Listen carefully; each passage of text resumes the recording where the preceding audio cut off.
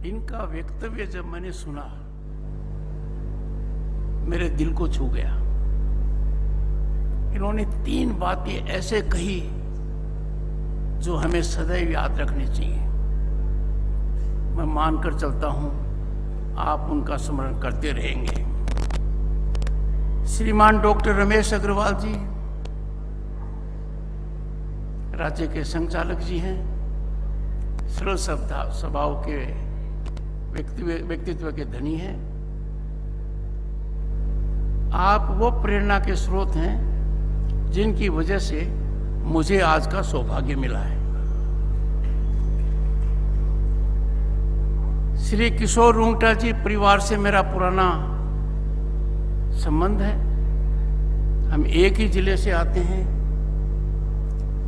पर आपने जो अपना भाषण दिया उस भाषण में बहुत आयाम थे, और जो लोग व्यापार में हैं, उद्योग में हैं, उनके लिए आपने एक बड़ा संदेश भी दिया है।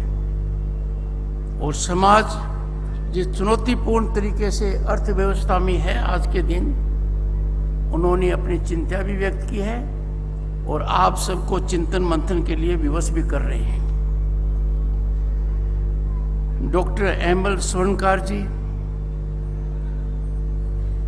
चिकित्सा जगत में सराहनीय कार्य कर रहे हैं और व्यवस्था से यहां जुड़े हुए हैं। सुभाष बापना जी ऑडिट के काम में हैं, तो आपकी भी ऑडिट करते होंगे, समाज की भी करेंगे। इनका योगदान सार्थक ही रहना चाहिए। हमारे यहां से सांसद जिनके परिवार से मेरा बहुत बड़ा लगाव है, भंवर जी भाई साहब को पूरा आशीर्वाद हमारे परिवार पर था, और मेरे से ज्यादा आशीर्वाद उन्होंने मेरी धर्मपत्नी को दिया, और उन्होंने इस बात को कभी नहीं छिपाया, क्योंकि राजनीति में उस समय मैं उनके विरोधी में था। ऐसे व्यक्तित्व के धनी थे भंवरलाल जी। 24 कैरेट गोल्ड, पूरा जयपुर और राजस्थान उनको जानता है। राज्यपाल की हैसियत से मैं आपके निवास पर गया था, मैंने उनका आशीर्वाद लिया, उसके बाद भी गया था। मुझे बड़ी भारी प्रसन्नता हुई कि जयपुर जैसे महान नगरी का देश की सबसे बड़ी पंचायत में उपस्थिति दर्ज कराने का दायित्व है मंजू शर्मा जी को मिला है।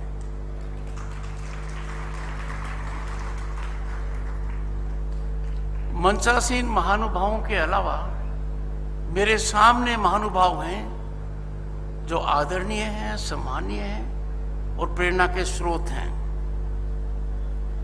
माननीय बाबूलाल जी, मूलचंद जी, सोनी जी भाई साहब, श्रीमती अनीता कोठारी जी, हिंदू जागरण मंच के अध्यक्ष प्रताप भानु शेखावत जी, और आप सब जो यहां उपस्थित हैं अकेले नहीं हैं।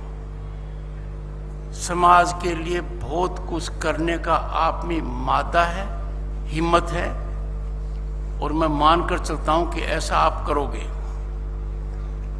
राजस्थान की भूमि के लिए बहुत कुछ कहा गया,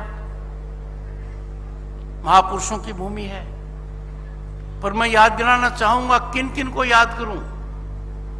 पूजा भील जी महाराणा प्रताप के साथी थे। गोविंद गुरु जी जनजाति क्षेत्र में बड़ा काम किया है। महाराजा सूरजमल उनकी वीरता को बखान करते करते रह जाएंगे। दुर्गादास राठौड़, महाराणा सांगा, मैं जानता हूं, सैनिक स्कूल चित्तौड़गढ़ का विद्यार्थी रहा हूं। लड़ते रहे, हाथ गया, पांव गया, आधा शरीर गया। अवंतीबाई लोधी महाराणा प्रताप के समय थी। देव नारायण जी कितने पूजनीय हैं। पन्ना धाय जी, महाराजा गंगा सिंह जी जिन्होंने गंगा नहर बनाई, केसरी सिंह बारठ जी, गिनते ही जाएंगे, गिनते ही जाएंगे। इस भूमि को मैं प्रणाम करता हूं। इस भूमि के कण कण में राष्ट्रीयता झलकती है, राष्ट्रवाद की सुगंध आती है।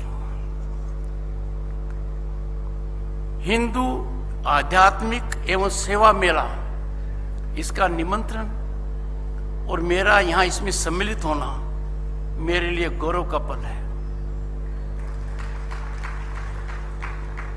मैं बड़ा सम्मानित महसूस कर रहा हूं।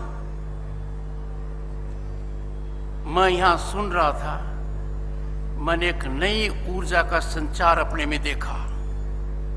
इस जगह आते ही मुझे प्रेरणा मिली है। डॉक्टर साहब, मैं आपका आभारी हूं।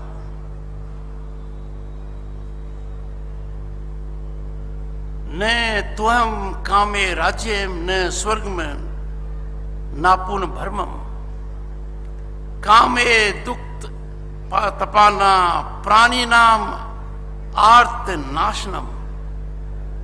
इसका अर्थ है, न तो मुझे राज्य की इच्छा है। कितना सुंदर भाव है जो हमारी संस्कृति को दर्शाता है। न राज्य की इच्छा है, न स्वर्ग की और न मोक्ष की कामना है। मैं तो यही चाहता हूं कि दुख से पीड़ित लोगों की पीड़ा को मिटाने में मेरा जीवन काम आए।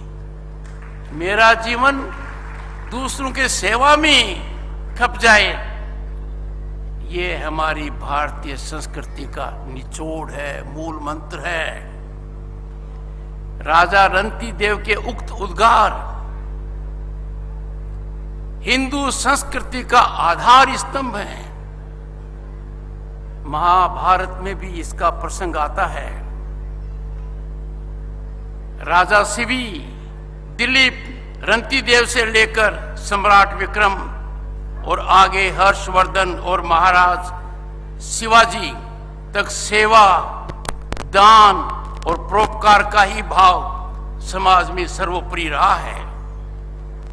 आक्रमणकारी आए, विदेशी ताकतें आई, उनका शासन रहा, फिर भी हमारे इस सेवा संस्कार में कोई कमी नहीं रही। हम आज भी हिंदू समाज में सेवा का भाव प्रबल रूप से विद्यमान है। जब देश में कोविड का संकट आया, हमने